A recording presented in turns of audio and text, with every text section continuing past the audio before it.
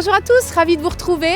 Vous reconnaissez les lieux, nous sommes au bord du canal du Midi à Toulouse, à proximité des locaux d'Opidea et d'Europolia. Car cette année, situation sanitaire exceptionnelle, dispositif exceptionnel, pas de rencontre en présentiel possible. Mais c'est moi qui vais vous emmener tout au long de cette émission à la rencontre des équipes d'Opidea et d'Europolia pour qu'elles puissent vous présenter à vous, opérateurs, promoteurs et bailleurs, les sites sur lesquels du foncier sera prochainement attribué. Alors ce rendez-vous sera également l'occasion pour vous de mesurer et d'apprécier le niveau d'engagement demandé pour créer des logements, des lieux de vie, des quartiers toujours mieux adaptés au changement climatique et aux besoins des habitants. Alors je sais que vous attendez avec impatience que vous soit dévoilé ce plan de cession d'Opidea et d'Europolia. Eh bien, ça va arriver dans quelques instants, mais avant cela, j'ai juste une petite information à vous donner. En effet, si vous souhaitez nous poser vos questions pendant cette émission, c'est possible. Et pour cela, il vous faudra utiliser le formulaire de commentaires accessible sur cette page web. Les équipes d'Opidea et d'Europolia sont mobilisées pour vous répondre au plus vite. Allez, c'est parti. Je vous emmène au chaud à la rencontre d'Annette Legnaud, qui est la vice-présidente de Toulouse Métropole en charge de l'urbanisme. Elle est également présidente d'Opidea et d'Europolia. Elle m'attend à l'intérieur. Suivez-moi.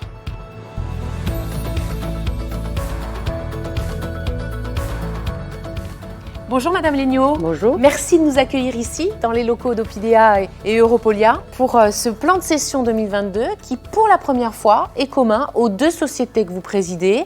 C'est inédit. Est-ce que vous pouvez nous expliquer pourquoi ? Alors pourquoi ? Parce que tout simplement les deux établissements répondent aux mêmes enjeux de développement du territoire, répondent aussi aux mêmes défis environnementaux et sociétaux. Donc c'était tout à fait naturel qu'on associe les fonciers à mettre à l'ordre du jour de cette manifestation. J'imagine que cette dynamique commune, elle est d'autant plus importante qu'elle s'inscrit dans un contexte qu'on peut qualifier de particulier. Disons que c'est dans une grosse zone de turbulence. En effet, nous avons d'abord la crise sanitaire que nous subissons toujours, qui a été excessivement importante et qui a été un révélateur de changements sociétaux, de comportements, de façon de travailler. Et malgré tout, cette crise sanitaire n'a pas interrompu les travaux d'Opidea ou d'Europolia, et il faut le saluer. Ça, c'était le premier point.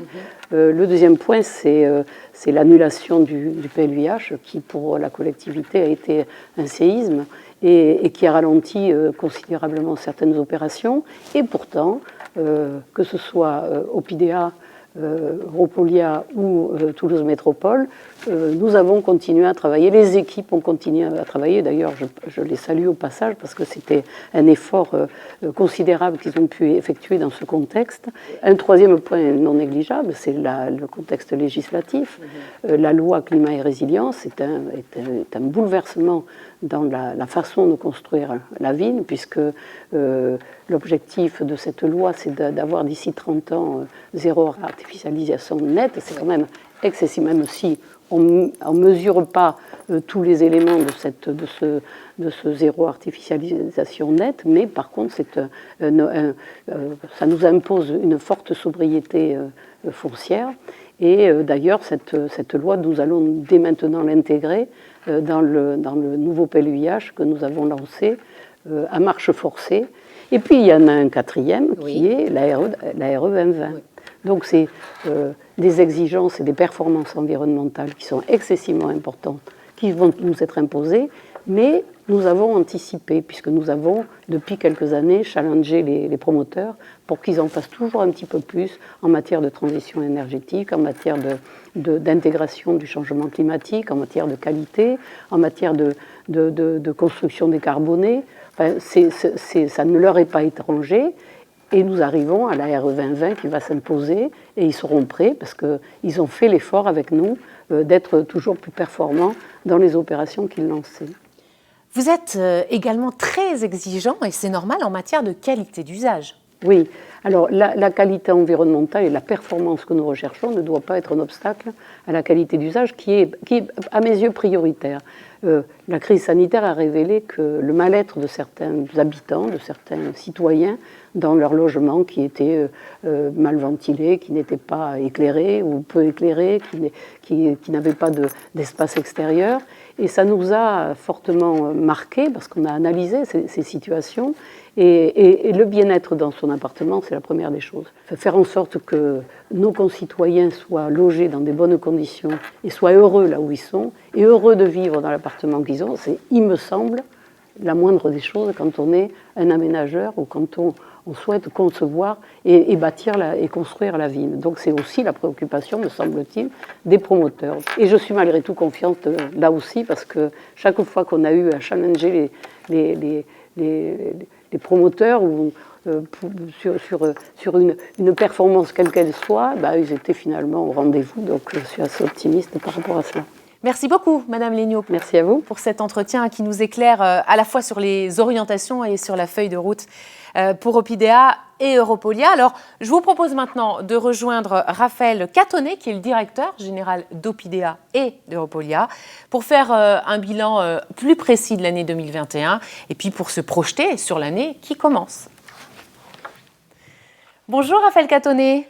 Bonjour. Merci d'être à mes côtés aujourd'hui ici. Alors, Opidea et Europolia existent depuis 10 ans. C'est donc l'occasion de faire un peu le point sur les grandes missions de ces deux entités. Effectivement, nous pratiquons 4 métiers ici. Le métier d'aménageur, fabriquer de nouveaux quartiers. Le métier de constructeur, construire des équipements publics pour les collectivités principalement. Le métier de promoteur immobilier, une activité très marginale. Et puis le métier d'investisseur gestionnaire pour installer des commerces dans les rez-de-chaussée de nos quartiers.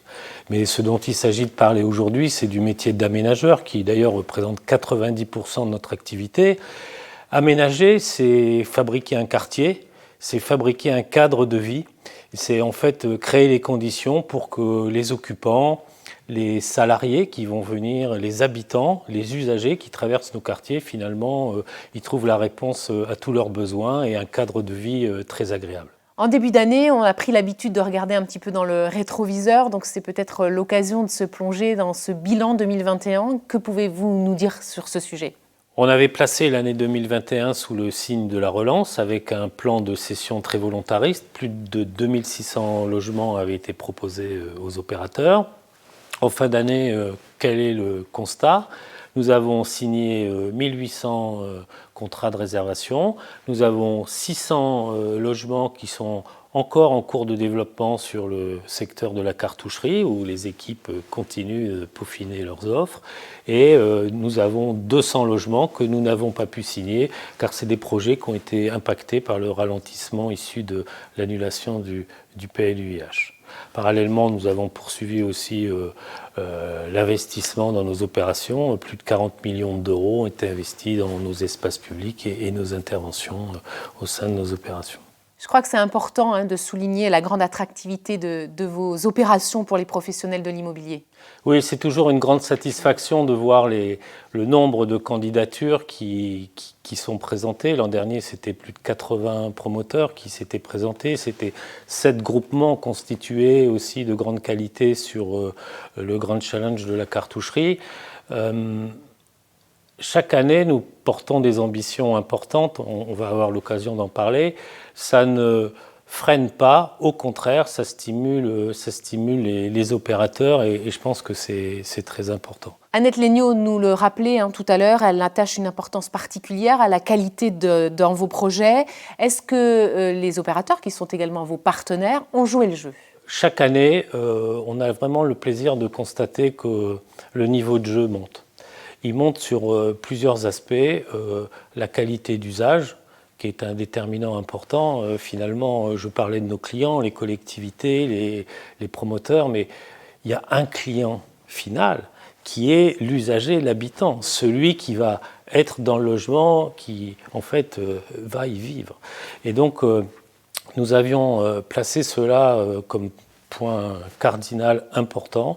On a pu constater qu'aux différentes échelles, la réflexion s'était bien déployée. D'abord dans le logement, avec des conditions de la surface des logements. On a toujours mis un plancher à 65 mètres carrés moyen par immeuble.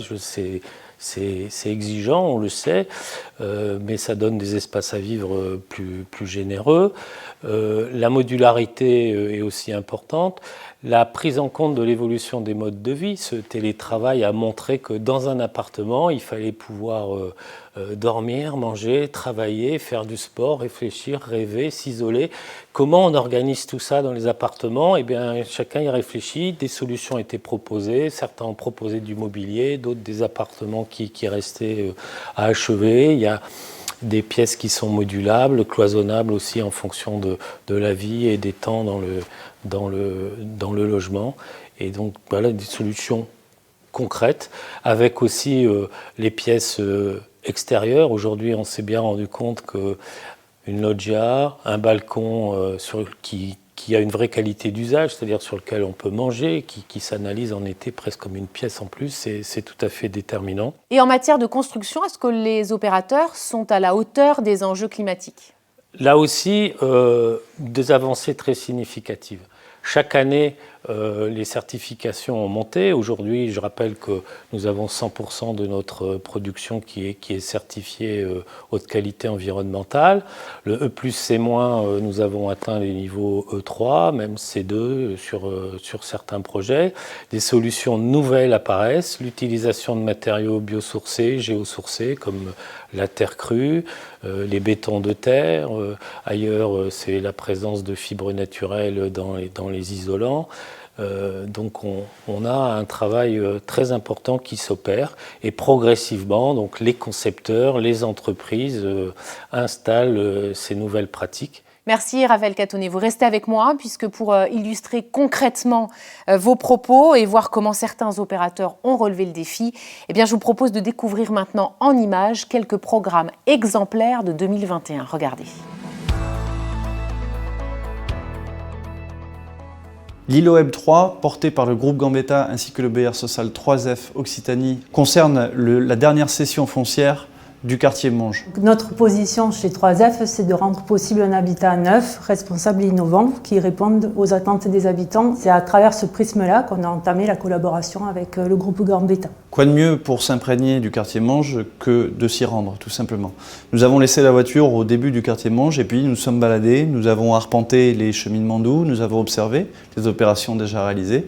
Finalement, ça a permis de mettre en lumière les qualités naturelles du site, et puis surtout de nous inspirer. C'est un réel avantage d'être intégré au projet dès le démarrage parce que ça permet de savoir quelle empreinte des ambitions qui ont été portées tout au long du projet on doit transmettre aux habitants. La question du paysage et de la biodiversité à Monge avait un enjeu très fort auquel on a répondu, on a relevé le challenge de préserver 55% de pleine terre. Et nous avons pris le parti de planter plus de 245 arbres sur la parcelle. Les deux entités, donc logement collectif et maison individuelle, sont unies par des grandes clairières vertes qui permettent un petit peu de donner un lien à toutes ces variétés de bâtis. Donc on a décidé de sensibiliser l'ensemble de nos locataires sur le quartier à la biodiversité et à ses bienfaits à travers des expériences de nature.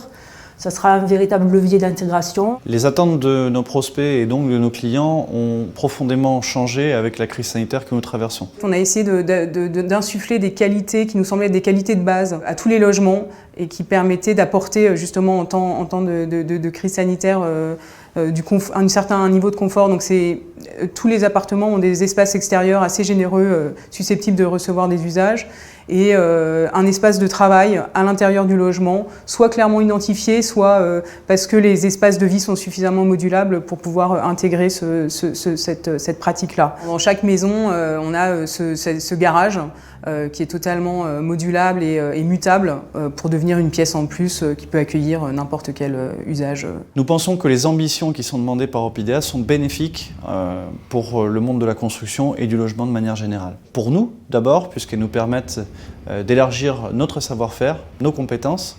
Pour les architectes, qui vont avoir une réflexion poussée sur les plans de masse, la végétalisation, les matériaux, et aussi pour les futurs habitants et donc nos acquéreurs, pour qui nous souhaitons créer des logements de plus en plus vertueux. Les projets portés par Opidea marquent clairement la différence. Les ambitions sont très élevées dans tous les domaines. C'est un vrai challenge à relever, mais ça prépare Toulouse Métropole au rendez-vous de la ville de demain. Nous avions avec les chalets une volonté forte, c'est-à-dire répondre à deux questions, deux enjeux majeurs. Bien loger les gens à travers des logements traversants, ensoleillés, des terrasses, des extérieurs. Et un deuxième axe majeur, répondre à des questions environnementales à travers l'ARE 2020 et la construction bois. Ce projet, où chacun des deux acteurs va construire en maîtrise d'ouvrage directe son programme, à peu près la moitié chacun, en vue de mettre en commun ces ambitions, leur savoir-faire et aussi des ouvrages communs qui seront réalisés au bénéfice de l'ensemble par un des deux opérateurs. Nous avons voulu créer à travers ce programme un projet militant très innovant par son mode constructif. Sur ce projet, on a fait un choix fort autour de l'utilisation du bois. Bois qui est utilisé en fait sur les terrasses, sur les coursives, sur les balcons, de manière visible et à des endroits où on sait qu'il vieillira bien. On a voulu adopter en fait une approche frugale dans ce projet pour essayer en fait de compacter et de rationaliser un maximum les bâtiments et aussi répondre à des exigences qui sont environnementales et architecturales. On a essayé de sortir du lot sans sortir de la fiche de l'eau. Donc on s'est permis de monter un petit peu à R+7 par endroit, mais pour libérer du sol et des jardins au profit des habitants. C'est pas quelque chose qui est très répandu sur la zone Malpère, qui est plutôt un tissu de faubourg. Mais là, on s'est permis vraiment de proposer une micro-forêt, un parc. Et le corollaire, c'est de monter un peu les bâtiments et de les étirer un petit peu.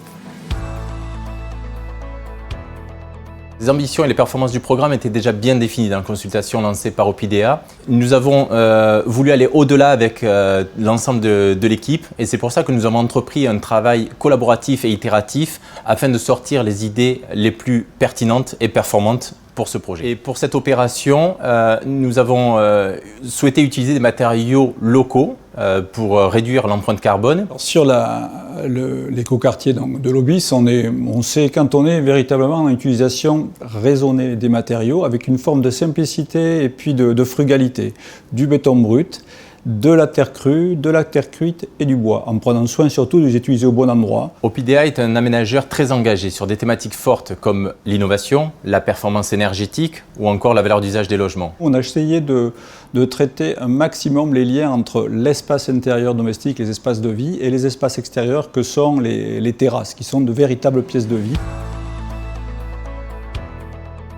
On a appelé notre projet Effleurer la nature car on a voulu inscrire notre bâtiment au cœur du patrimoine végétal existant. Pour réduire notre empreinte carbone, ce que nous avons choisi, c'était déjà de consommer au minimum. Donc du coup, utiliser des matériaux de réemploi que nous avons fait avec le galet, la brique. Il y a une complicité qui s'est créée avec notre architecte et surtout on s'est dit, on vient de vivre une période compliquée, le Covid. Comment on peut faire pour que nos habitants soient le plus satisfaits des conditions qu'on va leur offrir? Quand on a réfléchi à ce projet, on a voulu faire ce projet comme si c'était nos logements. On a choisi en fait de travailler sur offrir le même confort que dans un logement individuel, donc des hauteurs sous plafond qui sont importantes, 2,70 m pour le brassage et le confort des habitants. La qualité d'usage des logements a été vraiment au cœur de notre conception.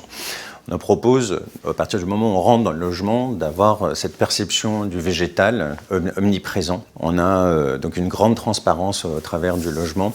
Au contact du séjour, on a accès à une terrasse très grande sur laquelle on y trouve des barbecues. Donc on a vraiment la compilation de tous les intérêts, de toutes les qualités d'une maison individuelle contractée dans un habitat unitaire collectif. Ensuite, à l'échelle plus collective de l'opération, on prévoit plus de 500 mètres carrés de surface commune avec un espace de télétravail, avec un solarium, une aire de jeu pour enfants, des surfaces pour potager et des aires de compostage. Pour la biodiversité, on a choisi de travailler sur le paysage en strates qui du coup découle la biodiversité de la petite échelle jusqu'à la grande échelle. Donc du petit arbuste jusqu'à l'arbre. Je pense que comme ça, on arrivera à conserver la biodiversité sur ce site. Il y a une grande attention qui a été portée sur la gestion de l'eau pour permettre la bonne infiltration, pour maintenir le système d'irrigation, le but étant d'intervenir de la façon la plus délicate possible. possible. Moi, j'apprécie vraiment la démarche d'Opidea parce qu'elle nous pousse en fait à nous challenger et à découvrir aujourd'hui des performances environnementales, des performances architecturales que peut-être on ne saurait pas aller chercher en tant que promoteur. Et je trouve qu'aujourd'hui, c'est une grande chance qu'on ait, qu'ils nous interrogent sur des sujets comme ça et qui nous permettent de réfléchir pour amener nos équipes plus haut, plus fort et plus loin.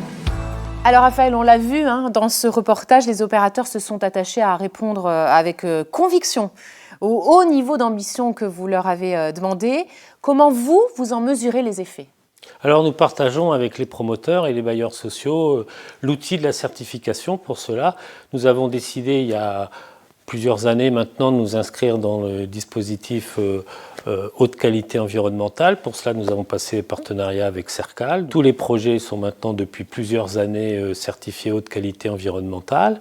Et puis, nous sommes montés en puissance sur le E+C-, l'expérimentation qui a permis de se préparer à la RE 2020 et à la production bas carbone. On a même rajouté il y a 2 ans la prise en compte de la biodiversité avec la certification EFI Nature, puisque aujourd'hui EFI Nature converge avec Cercal, donc c'est pas une chose en plus, c'est dans le même dispositif. Et puis on voit aussi des démarches complémentaires avec l'inscription bâtiment durable ou bâtiment durable d'Occitanie, qui donne une approche aussi plus locale, plus territorialisée de tous ces enjeux environnementaux. Alors justement, je vous propose maintenant d'écouter Sébastien Chosgros, qui est le responsable pour l'Occitanie de Cercal, l'organisme certificateur pour le logement, à qui nous avons demandé de nous éclairer sur toutes ces certifications et de nous confirmer le temps d'avance que vous revendiquez. On regarde et on se retrouve tout de suite après. À tout de suite. Cercal fait la promotion de la qualité du logement en France par la certification d'opérations de construction et de rénovation. Les partenaires de Cercal sont notamment les collectivités et les aménageurs, comme Opidea et Europolia, qui utilisent la certification comme moyen pour piloter la qualité des opérations de leur territoire. L'engagement d'Opidea, il a commencé en 2017 avec une convention de partenariat et une prescription de la certification NF Habitat. À partir de 2018, la prescription s'est portée sur NF Habitat HQE, donc un des niveaux les plus performants de la certification, avec également le label d'État E+C- pour énergie positive et bas carbone, qui a fait l'objet de prescription dans les plans de cession en 2018, 2019, 2020 et 2021. L'Observatoire des tendances constructives montre très clairement que sur les ACC Opidea par rapport à l'ensemble du territoire national, nous avons des opérations qui énergétiquement sont plus performantes. Elles ont un seuil de consommation d'énergie primaire de l'ordre de 10 à 20% de moins que ce qu'impose la réglementation. Nous avons de fait une dépendance au gaz qui est moins forte, avec des solutions telles que le photovoltaïque qui sont plus courantes sur les opérations Opidea. Et puis, nous avons des professionnels qui maîtrisent mieux la qualité globale, avec le constat de moins de non-conformité sur les opérations Opidea qu'ailleurs sur le territoire national. C'est grâce à l'engagement d'Opidea que la Haute-Garonne se situe dans le top 3 des départements français qui ont le plus de projets E+C-. Comment conserver cette longueur d'avance ? Nous avons donc co-construit un dispositif qui s'appelle la territorialisation, c'est en fait le sur-mesure de la certification, puisque nous avons adapté notre référentiel en intégrant des exigences propres à Opidea. Les seuils 2025, notamment en termes d'impact sur le changement climatique lié aux constructions, seront donc les objectifs pour Opidea et Europolia dès 2022, avec l'assurance qu'un organisme certificateur, indépendant et impartial, viennent évaluer ces exigences sur chacune des opérations. C'est aussi la promotion des filières locales et du recyclage des matériaux, et c'est ensemble que nous allons relever ce défi. Alors après avoir regardé dans le rétroviseur tout à l'heure, je vous propose maintenant qu'on se projette dans l'avenir et qu'on se préoccupe donc de cette année 2022. Quelles vont être vos priorités pour cette nouvelle année ? La première priorité, c'est de poursuivre nos efforts sur la trajectoire bas carbone. On a déjà franchi de belles étapes. Maintenant, il y a la RE 2020. Je souhaite que sur plusieurs projets, on anticipe le niveau 2025 de la RE 2020 pour garder ce temps d'avance et continuer à nous préparer à trouver les bonnes solutions. Deuxième priorité, c'est la qualité d'usage. Nous étions là aussi tous ensemble déjà au rendez-vous. propose d'aller encore un petit peu plus loin dans le prolongement de la dynamique de la mission Girometti-Leclerc. Pensons bien à la conception de nos appartements, leur flexibilité, le confort des usagers. Je voudrais parler aussi du confort d'été, quelque chose qui est très important ici à Toulouse, où on le sait, les épisodes caniculaires vont s'accentuer, donc pensons à ce confort d'été. Bien entendu, la question du vivre ensemble doit être permanente, puisque dans nos quartiers, nous souhaitons vraiment que la qualité de vie soit au rendez-vous. Troisième priorité, c'est la bonne tenue des chantiers.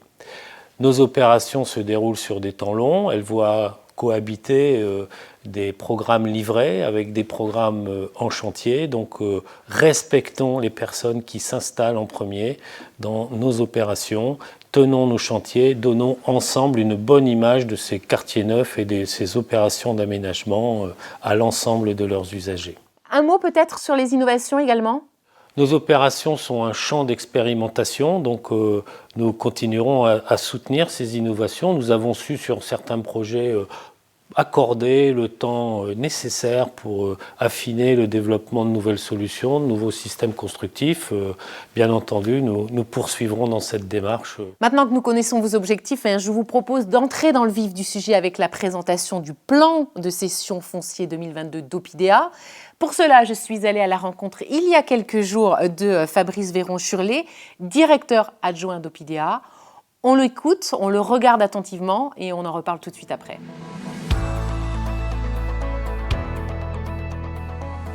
Bonjour Fabrice Véron-Churlet. Bonjour. Merci de nous accueillir cette année encore. C'est vous qui nous présentez ce plan de cession 2022 d'Opidea. Le contexte de ce plan de cession est particulier, notamment en raison de l'annulation du PLUiH et des nouvelles réglementations. Alors concrètement, quelles ont été ou quelles sont les incidences de ce contexte sur ce plan de cession ? Il nous oblige à nous adapter. On avait engagé un plan quantitativement très ambitieux l'an dernier sur plusieurs territoires, notamment la Cartoucherie, Saint-Martin, Andromède. L'annulation du document d'urbanisme nous a posé quelques retards, décalages, mais ces commercialisations ne sont pas évaporées, ces projets n'ont pas disparu, donc ils vont reprendre leur rythme. Mais de toute façon, cette année, comme toujours, on adapte et on présente un plan de cession qui est conforme au bon développement des différentes opérations, à leur maturité et à leur nécessité d'engager certaines phases. Alors rentrons dans le vif du sujet. Quels sont concrètement les territoires les plus concernés par ce plan de cession ? À tout seigneur, tout honneur de ce plan de cession, c'est l'opération Dompalo qui portera cette année la plus grande quantité de lots mis en commercialisation, puisqu'on aura environ 270 logements sur 3 opérations. Alors, ça n'est pas trop pour un territoire vraiment exceptionnel dans sa localisation, dans son potentiel, dans sa centralité. On est vraiment dans une ville du quart d'heure exceptionnelle quand on est en Palo, et c'est une opération de renouvellement urbain, mais dont nous pensons qu'elle arrive aujourd'hui à maturité. On a également passé des belles commercialisations. Les opérateurs qui ont répondu aux dernières consultations nous ont montré qu'ils croyaient en ce territoire, qu'ils ont porté des opérations ambitieuses dans la production qui a été proposée et choisie. Donc on continue sur ce lieu d'exception. S'il fallait une preuve qu'on y croit, c'est sur ce territoire qu'on a notamment choisi de mettre en commercialisation le lot en copromotion que nous ciblons cette année pour ce plan de cession. Vous venez de nous parler de lots en copromotion. De quoi s'agit-il précisément ? Chaque année, donc, conformément au plan stratégique d'Opidea qui a été validé par nos administrateurs, nous embarquons une copromotion à hauteur de 30% sur une opération d'environ 80 logements. Alors cette copromotion, elle a plusieurs objets. D'abord, d'essayer, parce que l'on éprouve l'avis de promoteurs, d'être des prescripteurs peut-être plus avisés, plus conscients des prescriptions et des objectifs et des difficultés ou des moyens d'atteindre les objectifs que nous fixons. Et puis c'est aussi une démarche apprenante pour la société en explorant quelques éléments d'innovation dans l'acte de construire ou dans les natures programmatiques qui sont portées sur Ompalo et sur ce lot en copromotion. Nous attendons notamment qu'on nous fasse des propositions qu'on nous fasse des propositions de mode d'habiter, d'innovation en termes de produits logements et de produits résidentiels, qui nous permettra de choisir un partenaire avec lequel on continuera l'aventure. Quelques mots peut-être sur les autres lots à attribuer en 2022 ? On a quelques autres lots effectivement beaucoup plus classiques dans leur forme qui est maintenant rituelle, avec des productions d'opérations en libre ou fléchées sur du logement social, sur quelques opérations qui arrivent également à des points de maturité, à l'Obis ou à Picpère. On a une dernière opération presque en diffus sur Bordeaux Rouge. Et puis on a aussi, on arrive au terme d'une phase importante sur Saint-Martin. Donc on engage 2 opérations sur Saint-Martin, une opération libre et puis une opération qui sera fléchée sur un bailleur en maîtrise d'ouvrage direct. Vous venez de le dire, vous proposez de la maîtrise d'ouvrage direct sur Saint-Martin. Est-ce qu'il y a d'autres maîtrises d'ouvrage direct prévues ? On a entendu aussi les bailleurs qui souhaitaient peut-être qu'on fasse un peu évoluer nos modes de consultation et de ne pas rester dans la simple alternative VFA, maîtrise d'ouvrage direct. Donc sur Toulouse Aerospace, on a une belle opération qui comprend de l'accession sociale à la propriété, qui pourra d'ailleurs se réaliser sous forme de BRS. Et on a décidé d'ouvrir d'ailleurs une forme de compétition et de consultation un peu singulière, puisqu'on demandera un groupement bailleurs-promoteurs de nous faire des propositions de programmation et de développement du processus de conception sur cette belle opération à Toulouse Aerospace. Est-ce que vous avez d'autres consultations avec des enjeux un peu singuliers ? Alors, on a quand même un peu d'Andromède. C'est une opération qui a été perturbée par l'annulation du PLUH, mais on a quelques lots qui peuvent continuer à être produits, notamment sur la commune de Beauzelle. Donc on a 2 opérations qui vont être réalisées sur ces lots, une opération de logement social, mais aussi une opération libre, sur laquelle on aura une consultation plutôt en 2 tours, donc avec d'abord un choix, une compétition sur la proposition, là aussi, du produit d'habitat ou du produit résidentiel qui pourrait être faite par les opérateurs, donc une autre singularité du plan de cession qui se traduira dans les documents habituels par une forme un peu particulière de la consultation. Voilà, on s'est tout dit, je pense. Maintenant, c'est aux opérateurs de jouer. Quels conseils vous pourriez leur donner pour leur candidature, pour réussir leur candidature ? C'est leur question, ça. Comment est-ce qu'on gagne une consultation sur Opidea ? En tout cas, moi, depuis que j'ai l'occasion d'assister aux commissions d'examen et aux analyses de tous ces concurrents, je suis agréablement séduit par la qualité des propositions et l'ambition qui est portée dans ces consultations. Je pense qu'on a attribué beaucoup d'opérations qui sont vraiment très satisfaisantes. L'attention à la qualité d'usage, les innovations de propositions de services, les performances constructives ou environnementales qui sont portées dans les opérations sont très satisfaisantes, et les opérateurs non seulement répondent à nos demandes, mais parfois savent les dépasser. C'est comme ça qu'on gagne une consultation sur Opidea, simplement en faisant la meilleure proposition, en l'assumant et en étant fiers et ambitieux dans ce qu'on présente. Merci beaucoup Fabrice Véron-Chorlet.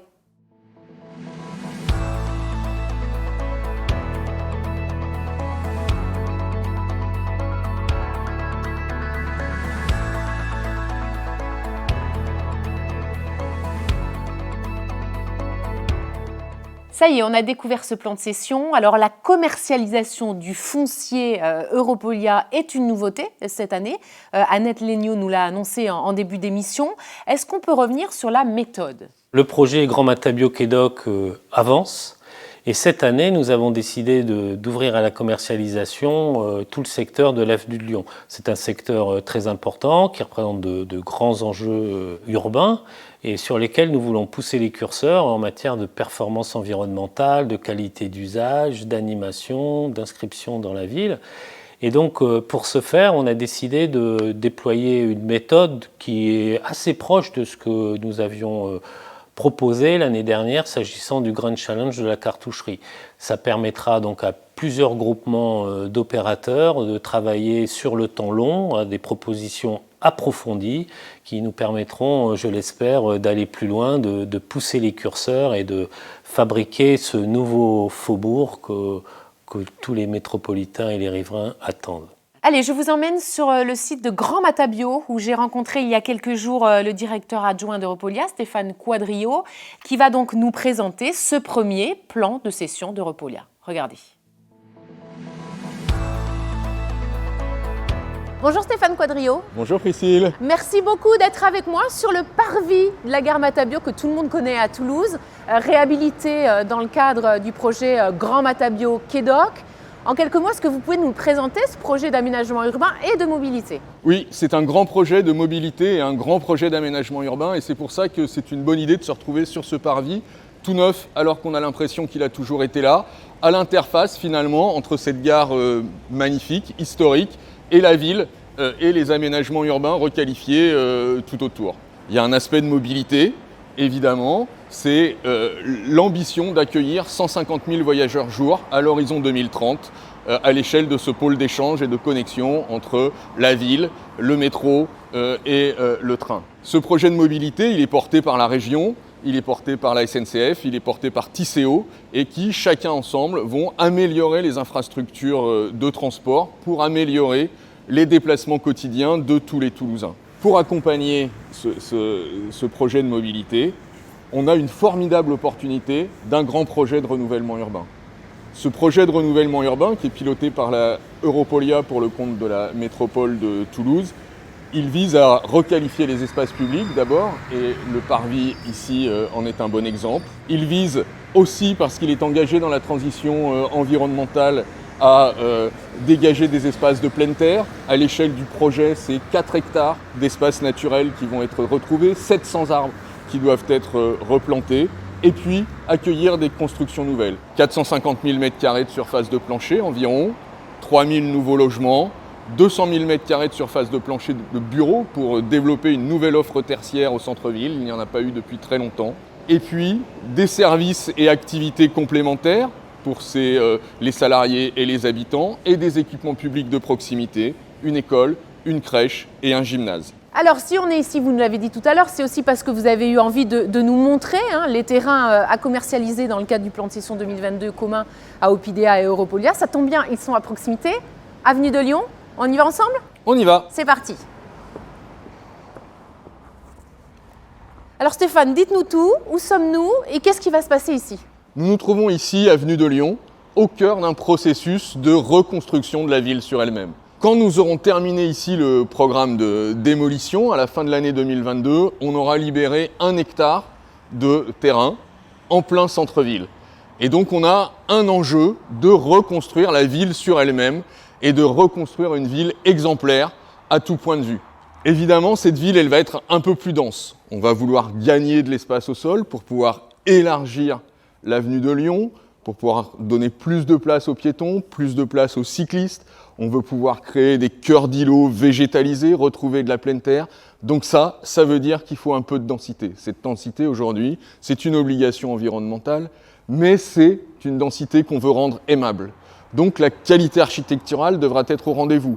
La qualité des logements avec des espaces extérieurs, des logements avec une double orientation, des logements performants sur le plan énergétique, des logements avec des espaces communs pour que les habitants puissent se rencontrer, pour que le vivre ensemble à l'intérieur de ces nouveaux immeubles soit aussi à la hauteur des enjeux et des attentes de ces habitants. Ces nouveaux logements, ils seront tous raccordés à un réseau de chaleur urbain parce qu'on veut que ce programme soit engagé véritablement dans une trajectoire bas carbone. On a l'ambition d'atteindre ou de viser au moins le palier 2025 de la RE 2020 et on visera aussi que 5% des matériaux employés dans la construction soient issus de recyclage ou de réemploi. Qui va habiter ce nouveau quartier? Ce que nous voulons, c'est une ville pour tous. Donc le programme accueillera 40% de logements locatifs sociaux, une résidence intergénérationnelle et des équipements de la ville de Toulouse qui vont s'installer dans les rez-de-chaussée de ces immeubles,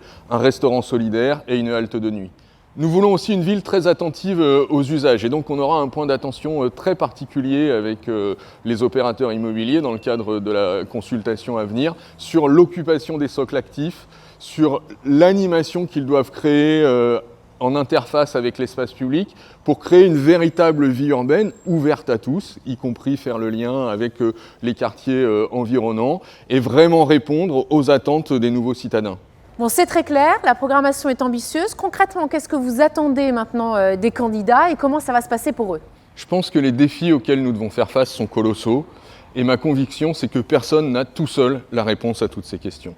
Donc l'idée, c'est de réfléchir le plus en amont possible avec toutes les compétences réunies autour de la table pour être à la hauteur de cette ambition.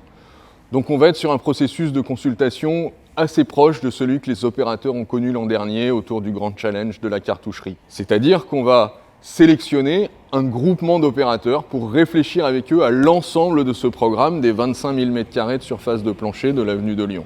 En première phase, on aura des candidatures avec au minimum 2 opérateurs par groupement, plus un opérateur spécialisé sur la question des socles actifs pour avoir une cohérence de programmation et de gestion de ces interfaces entre l'espace public et les immeubles. Et puis un groupement d'architectes composé d'architectes confirmés et d'architectes un peu plus juniors pour leur donner leur chance eux aussi de participer à ce grand projet.